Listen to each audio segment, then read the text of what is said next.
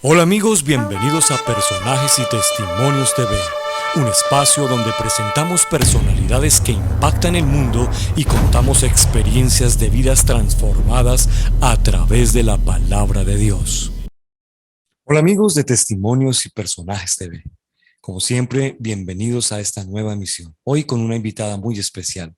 Se trata de Xiomara Aponte, una sierva de Dios nacida en Venezuela, quien nos quiere compartir hoy su testimonio, un testimonio crudo, pero que nos permite reflexionar y darle gracias a Dios por sus maravillas, sus prodigios y por el milagro de la vida.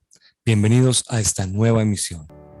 Ella es Xiomara Aponte Echezuría, una mujer de Dios con un don de servicio y extraordinario amor por los demás. Nace en Ocumare del Tuy, Estado Miranda, área metropolitana de Caracas. En el seno de un hermoso hogar, su padre Tulio Aponte, un respetado comerciante de la zona. Su madre Julia Echezuría, una hermosa ama de casa y encargada del cuidado de su familia. Es la mayor de 13 hermanos y durante su niñez tuvo el privilegio de compartir con ellos los mejores momentos de su vida. Inolvidables instantes en lugares hermosos como las playas de Higuerote, las ferias de Ocumare, espectaculares pasajes rurales como los Plátanos o Cazuapa en su hermosa Venezuela. Sus estudios los realizó en la Escuela Mercedes de Pérez 20 de enero, al igual que todos sus hermanos. En este centro educativo se formaron con valores y principios de respeto, amistad y solidaridad, de tal manera que sus lazos familiares se fortalecieron y consolidaron hasta el día de hoy. Y a pesar de haber perdido a 2 de sus hermanos, nunca perdieron la unidad ni la esperanza. Sus días pasaban entre el estudio, los juegos y la pesca de chipi chipi, en las aguas de la playa del Higuerote y en la desembocadura del río Curiepe, donde se encontraban las aguas dulces con la salada, bajo la supervisión de su padre, quien también practicaba la pesca. Aunque su niñez se desarrollaba en paz y alegría, a sus escasos 7 años, su tranquilidad se vio opacada por un penoso evento, el cual cambió el rumbo de su vida. Fue el lamentable abuso por parte de un hombre que hacía parte de su comunidad, alguien que se ganó su confianza para luego robarle su inocencia de una manera absurda. Esto hizo que Xiomara comenzara a ver la vida de una manera diferente, a como sus amados padres y hermanos le habían enseñado, por lo que comenzó a nacer en ella un resentimiento y odio hacia la vida. Sumado a esto, a sus 9 años sus padres toman la decisión de separarse, hecho que causó en ella actitudes negativas y que se reflejaron en su adolescencia y posteriormente en su juventud, que trastornaron su personalidad de una manera lamentable, llevándola a consultar y realizar prácticas de ocultismo, al consumo de sustancias psicoactivas y actividades que la llevaron a la cárcel para luego intentar acabar con su vida. Sus días comenzaron a convertirse en sus peores enemigos, ya que el encierro y la crueldad que se vivía en ese lugar comenzaban a cobrarle factura.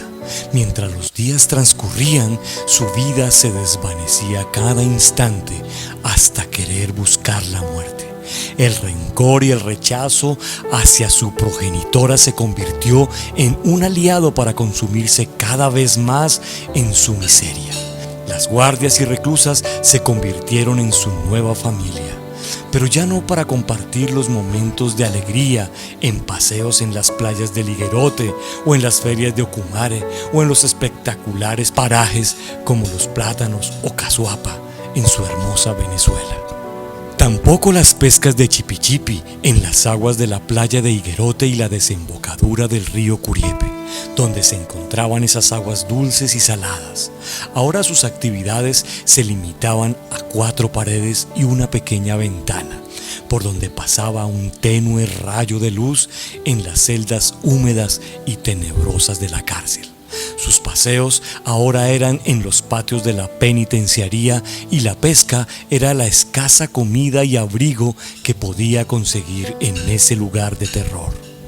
Ya no estaba su padre y a su madre no quería ni ver.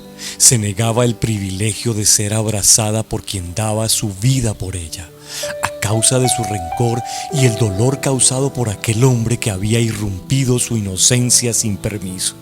Era más fuerte el odio que el amor que había aprendido junto a sus hermanos y padres. Las prácticas ocultistas y las malas compañías le habían arrebatado lo más importante de su vida, la verdadera familia y el deseo de vivir. Aunque su vida parecía estar perdida, un día dio un giro total. Alguien tocó a su puerta y le pidió entrar, ofreciéndole una nueva oportunidad, y ella aceptó. Hoy es una nueva criatura, una mujer íntegra, madre, esposa, hermana y una hija ejemplar, que día a día honra a sus padres, bendice a sus hermanos y sirve a quien golpeó a su puerta y transformó su vida, al único y verdadero Dios, a nuestro Señor Jesucristo. Bueno, Xiomara, quisiéramos saber cómo fue esa niñez, después de ver esta introducción, después de evidenciar cómo fueron esos primeros años duros. Bueno, nací en un hogar normal, un hogar, en el seno de un hogar que me parecía a mí muy bonito. Éramos 5 hermanos, 3 hembras y 2 varones. Y mi padre era un hombre comerciante, mi madre le ayudaba en el trabajo y pues era todo muy bonito hasta un tiempo en que pues mi padre, uno de sus negocios era que tenía ventas de comidas rápidas, de licores, todas esas cosas. Teníamos en la casa, mi padre tenía juegos de bolas criollas y se juntaba mucha gente. Y me acuerdo a eso de más o menos, tenía yo 7 años, a la edad de 7 años, en un pequeño descuido de mis padres, fui seducida por un vecino que tenía una bodeguita, vendía golosinas y aquel hombre a veces me regalaba golosinas, y aunque yo no tenía necesidad de eso, pero como todo niño me dejaba y me gustaba que me regalara golosinas. Así que le fui tomando confianza, era un vecino de mi casa y amigo de mis padres. Aquel hombre llamado Rafael Mota, recuerdo, este hombre a la edad de, yo tenía 7 años, a esa edad un día abusó de mí. Aquello marcó mi vida de una manera muy, muy terrible. Ya más o menos, bueno, después de eso pasaron tal vez un año, mis padres se mudan de aquel lugar y, y luego ya cuando tenía como 9 años, mis padres se separan y pues ahora a aquel abuso que había vivido, ahora se le sumaba el hecho de la separación de mis padres. Fue muy fuerte, mi madre se fue a vivir con otra persona y nos fuimos a vivir a un sitio llamado 23 de enero, en un barrio llamado 23 de enero, muy fuerte, donde ya a la edad de 13 años, debido a todo lo que había vivido, en mi vida había mucha reverdía, había dolor, había tristeza. En aquel lugar, ya comienzo a vivir aquello tan terrible que era que no estuviera mi padre biológico, al cual como toda niña, pues yo lo amaba mucho. Comienzo a extrañarlo, comienzo ya a vivir, ya de hecho, la vivencia que traía de cuando tenía, de lo que me había pasado el abuso, ahora la separación de mis padres, ahora el tener esta nueva persona, eh, él tenía un buen hombre, sí, con el que mi mamá se fue, era un hombre trabajador, pero yo no le veía ninguna cualidad, yo lo veía como un enemigo. Comenzó mi corazón a llenarse de odio en contra de mi madre, principalmente, y de mi padrastro. En aquel tiempo, alejada de Dios, no conocíamos nada del Señor. Mis padres comienzan a frecuentar sitios de brujería Eh, Me acuerdo claramente, nos llevaban a aquellos sitios donde se realizaban ritos de brujerías, a la montaña de Sorte, y a esa edad eso era lo que veía. Fue una niñez muy fuerte. Esa niñez, en medio de eso que estaba viviendo, todos aquellos traumas, separación de mis padres, abuso sexual, ahora el hecho de frecuentar sitios de brujería, no tenía paz. Tengo entendido que el negocio que sus padres tenían era un negocio donde se consumía o se expendía licor. Y allí es donde comienza a estar latente ese riesgo de abuso del cual fue usted víctima. No fue en el negocio, pero fue al lado de la casa. Tal vez aquel hombre, al ver a mis padres que siempre estaban muy ocupados atendiendo a los clientes y todo eso, pues él se aprovechó. Lo digo porque muchos padres no saben qué es lo que quién está al lado de sus hijos. A veces se sumergen en la tecnología, se sumergen en el trabajo, se sumergen en los mismos problemas y los niños, como en el caso de Xiomara, quedan pues, desprotegidos, ¿cierto? Y un niño nunca va a poder entender, una niña, que una persona que está viendo todos los días, que es vecino, que es, en este caso pudo ser un cliente, pues lo ve como amigo, ¿cierto? Fue una experiencia bastante dolorosa. Ya comienzo a odiar a mi padre, perdón, a mi madre, a mi padrastro. Comienzo a odiar todo lo que estaba a mi alrededor. De hecho, me acuerdo muchas veces cuando estábamos en embajadas. Embajadas es una clase de ritos que hacen los brujos, lo hacen los días viernes, es como una vigilia, y aquello se llenaba, venía gente de muchos lados y se transportaban, hacían cantidad de cosas en la brujería. Y yo me sentía tan sola, tan vacía, yo tenía rabia hasta en contra de ellos. Y ya, pues, a la edad de 13 años, miré la oportunidad de irme de la casa y lo hice, no lo pensé, me fui de la casa y agarré, de una u otra forma, agarré calle, eh, totalmente reverde. Yo no amaba nada hasta mí misma, hasta mi vida, y pues se me quiebra un poco la voz porque fueron cosas muy difíciles. Bueno, una cosa fue llevando a la otra y como dice la Sagrada Escritura, que un abismo llama a otro. Eh, ya después de haber vivido todo eso, que comenzamos a andar en sitios de brujería, de hecho, quiero hacer aclarar esto o explicar esto. Ya, aunque ya era adolescente, 14, 15, 16 años, seguíamos yendo a sitios de brujería. Increíble, en esos sitios fue donde yo aprendí a consumir droga. Era allí mientras ellos nombraban a Dios, se transportaban y decían que eran Guaycay puro, que eran Negro Felipe y que eran los santos más grandes, María Leonza y todo eso. Allí hay grupos de personas, jóvenes delincuentes, que van a hacerse brujería para protegerse cuando estén haciendo sus maldades. Y me acuerdo que estando en aquel lugar, fue cuando por primera vez pruebo droga.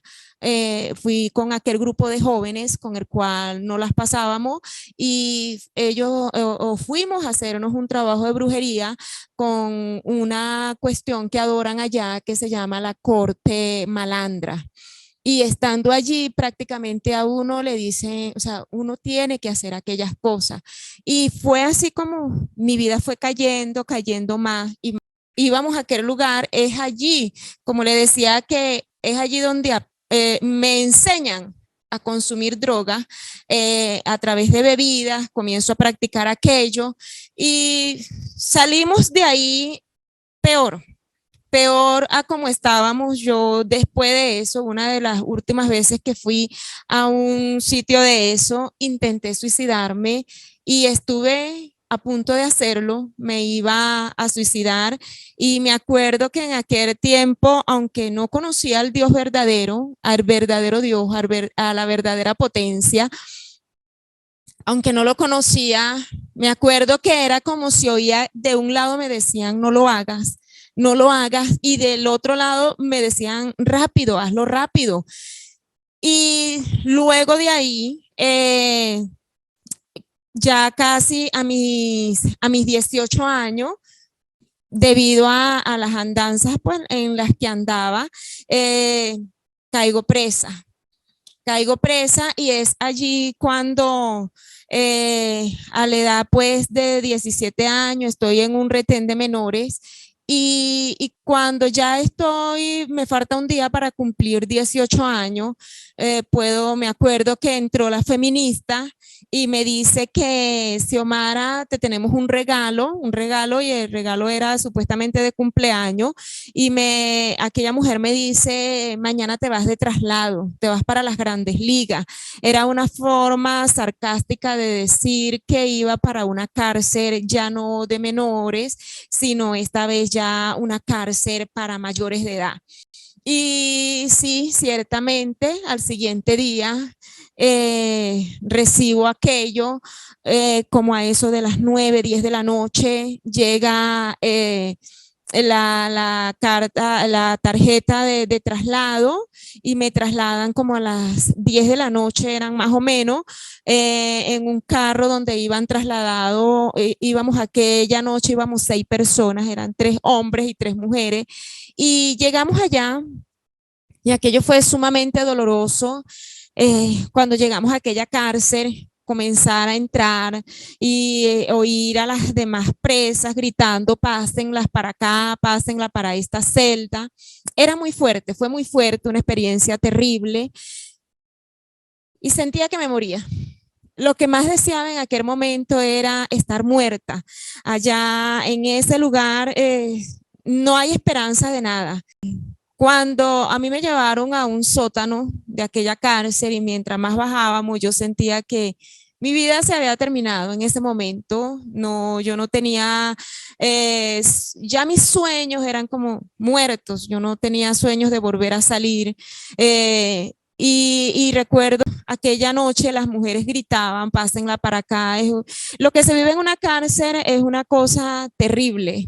Una cosa es tal vez decirlo aquí en cámara y otra cosa es haberlo vivido con apenas 18 añitos. Es una cosa donde las feministas, las guardas le dicen a uno, has llegado acá a la cárcel de mayores y tu apellido ahora es Candado, es una forma de decirle a uno. Y yo decía, al menor descuido, ahora sí, pues de verdad me quito la vida, no quería vivir. Nos ponían el agua una vez al día, éramos cantidades de mujeres, no le dicen a uno, no nos decían vamos a poner el agua a las 7, 10, no nos decían la hora, sino que había que estar pendiente, nos ponían el agua a una hora, a esa hora salíamos corriendo a bañarnos. Las visitas, teníamos 2 días de visita y yo sabía que la única que me iba a visitar era mi mamá y como tenía tanto odio y tanto resentimiento por mi madre, los días de visita yo le rogaba a la feminista que me dejara en aquel sótano donde, por cierto, era una ventanita muy pequeñita, la única ventanita que había por donde entraban los rayos del sol. Y era tanto el rencor que yo tenía en contra de mi madre que la única oportunidad que yo tenía de salir era el día de visita y yo no quería salir para no mirarla. Pues ella iba, debido a otras circunstancias que mi madre sufrió mucho, ella iba una vez, eran 2 veces, la visita 2 veces por semana, y mi madre iba una sola vez, o sea, una vez por semana a visitarme. Y me acuerdo las veces que iba, las otras presas me decían, mira, ahí viene tu mamá, me decía, no te da lástima, no te da dolor, porque mi mamá estaba totalmente delgada, mi mamá no tenía vidas, ella tal vez, pues, Sufrí mucho cuando ella estuvo en esa vida, ya que me cayó por 2 oportunidades presa, lugares donde tuve que visitarla y donde sufrí mucho, lloré mucho.